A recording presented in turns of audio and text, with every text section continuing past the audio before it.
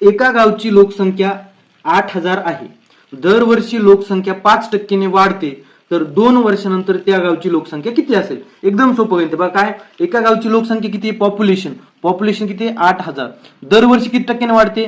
5% वाढते. वर्ष किती आहेत? 2 वर्ष आहेत. सिंपल. 5% म्हणजे किती असतं बघा. 5% म्हणजे किती असतं आपण काढू. 5% म्हणजे किती असतं? 5 1 5 20. बरोबर. म्हणजे 20 ही झाली त्यांची मूळ लोकसंख्या आणि त्याच्यावर वाढणार हे 1 झालं. म्हणजे काय झालं बघा.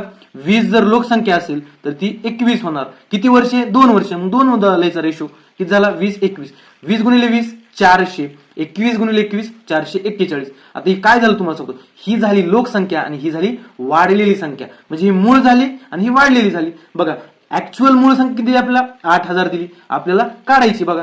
हे 2 शून्य कटले, हे 2 शून्य कटले.